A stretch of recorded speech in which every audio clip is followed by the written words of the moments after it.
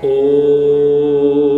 नमो भगवते वासुदेवाय। गुरुर्ब्रह्मा गुरुर्विष्णु गुरुर्देवो महेश्वरा गुरुर्साक्षात् परब्रह्मा तस्मै श्री गुरुवे नमः।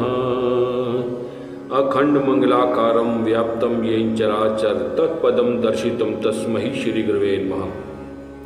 ओम सर्वमंगल मांगल्ये शिवे सर्वार्थ साधिके शरण्ये गौरी नारायणीं स्तुते गजाननं भूति गणादि सेवितं कपितजं फलचार भक्षणं उमासुतं शोक विनाशिकारकं नमामि विघ्नेश्वर पादपंकजम्। ओम शांताकारं भुजगशयनं पद्मनाभं श्रीशं विश्वाधारं गगनसं मेघवर्णं शुभांगं लक्ष्मीकान्तं कमनीनं योगविद्रणकभ्यं वंदे विष्णु भवैरं सर्वलोकीनाथकं सर्वलोकीनाथकं सर्वलोकी। श्री विष्णु भगवान की जय। शिव शक्ति भक्ति गंगा में आप सभी का बहुत बहुत स्वागत है। आइए श्रीमद् भागवत कथा के प्रथम स्कंद के 12वें अध्याय को प्रारंभ करते हैं। ओम श्री विष्णुभ्यो नमो नमः। 12वां अध्याय परीक्षित जी का जन्म। शौनक महर्षि ने सूत जी से पूछा कि अश्वत्थामा के द्वारा छोड़े गए ब्रह्मशीर्ष अस्त्र के द्वारा जो जला दिया गया था उस उत्तरा के गर्भ को गर्भ भगवान ने पुनः जीवित कर दिया। उस परीक्षित के जन्म कर्म और शरीर त्याग की कथा हम सुनना चाहते हैं। आप यदि उचित समझें तो हम लोगों को इस कथा को सुनाइए। सूत जी ने कहा, धर्मराज युधिष्ठिर अपनी प्रजा का पालन उसी तरह से करते थे जिस तरह कोई पिता अपनी संतान का पालन पोषण करता है।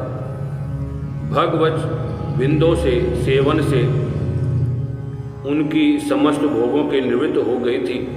उन्होंने अनेक बड़े बड़े यज्ञ किए, उनका यश स्वर्ग तक फैल गया। उनके भाई तथा पत्नी अनुकूल थे, फिर भी उनका मन सदा भगवान के चरणों में लगा रहता था। उनको विषय भोग अच्छा नहीं लगता था। उत्तरा के गर्भ में स्थिर वह वीर बालक जब अश्वत्थामा के अस्त्र के तेज से जल रहा था तो उसने देखा कि उसकी आंखों में समक्ष एक ज्योतिर्मय पुरुष है।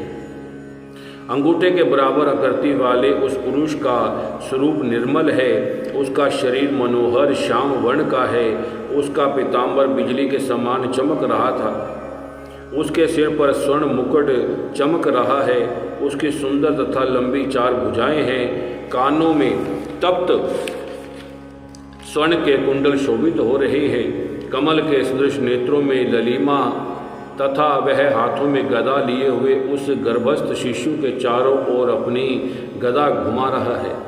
उस पुरुष की गदा के तेज में ब्रह्म ऋषि का तेज समाप्त हो गया। गर्भस्थ शिशु सोचने लगा कि यह कौन पुरुष है। ब्रह्म शीर्ष के तेज के समाप्त करके श्री भगवान अंतर्ध्यान हो गए। अनुकूल ग्रह के उदय होने पर पांडु के वंशधर परीक्षित का जन्म हुआ। पौत्रपति के समाचार के प्रसन्न महाराज युधिष्ठिर ने परीक्षित का जन्म जात कर्म संस्कार ब्राह्मणों से करवाया। ब्राह्मणों को अनेक प्रकार का दान दिया। प्रसन्न होकर ब्राह्मण ने कहा कि इसकी रक्षा भगवान विष्णु ने की है एवं इसका नाम विष्णु रात होगा। यह बालक श्री भगवान के परम भक्त एवं ज्ञानी होगा। उस बालक की कुंडली का फल बतलाते हुए ब्राह्मणों ने कहा, यह बालक महाराज इक्ष्वाकु के समान अपनी प्रजा का पालन करने वाला, भगवान श्री राम के सामान्य सत्यवादी ब्राह्मण भक्त, महाराज शिव के समान दानी तथा क्षणगत वत्सल्य का दुष्यंत के पुत्र भरत के समान यशस्वी होगा। यह शस्त्र बाहु अर्जुन तथा अपने दादा अर्जुन के समान धनुधारी, अग्नि के समान तेजस्वी तथा समुद्र के समान दुरस्त्र होगा। यह सिंह के समान पराक्रमी, हिमालय के समान शरणागत रक्षक होगा। वह पृथ्वी के समान विष्णु सही विष्णु होगा। इस तरह से परीक्षित की कुंडली के फल बतलाते हुए ब्राह्मण ने अंत में कहा, ब्राह्मण पुत्र के क्षाप के कारण तक्ष नामक सर्प के काटने से इसकी मृत्यु होगी। अपनी मृत्यु के बात को सुनकर वह निसंग होकर भगवान के चरणों में अपना मन लगा लेगा। व्यासपुत्र शुकदेव जी से आत्म के वास्तविक स्वरूप का ज्ञान प्राप्त करके यह गंगा तट पर अपने शरीर का त्याग करके अभय पदन को प्राप्त होगा।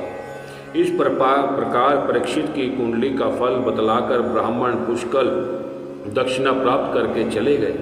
बालक परीक्षित के शुक्ल पक्ष में चंद्रमा के समान अपने राजमहल में बढ़ने लगे। ज्ञातियों के वध जन पाप तथा प्रायश्चित करके इच्छा से महाराज युधिष्ठिर अश्वमेघ यज्ञ करना चाहे, किंतु उनके मन में चिंता हुई कि धन तो दो ही प्रकार से मिल सकता है, प्रजाओं को पर लगाकर अथवा प्रजा के दंड वसूल करके। उसी समय भगवान की प्रेरणा से भीम आदि युधिष्ठिर के अनुज उत्तर दिशा में प्रमुख मात्रा में धन लाए। महाराज भरत के यज्ञ में प्राप्त दक्षिणा के संतुष्ट होकर ब्राह्मण उस धन को वहीं छोड़कर चले गए थे। उस अशुद्ध धन से महाराज युधिष्ठिर ने 3 बार अश्वमेध यज्ञ किया। महाराज युधिष्ठिर के द्वारा आहूत भगवान के ब्राह्मणों से यज्ञ कराया। मित्रों की प्रसन्नता के लिए उन्होंने कुछ महीने वहाँ पर निवास किया। फिर महाराज युधिष्ठिर से आज्ञा से लेकर श्री भगवान अर्जुन के साथ द्वारका में चले गए। इस तरह साप्ताहिक महासुम श्रीमद् भागवत कथा के पहले स्कंद का 12वां अध्याय संपूर्ण। ओम नमो भगवते वासुदेव।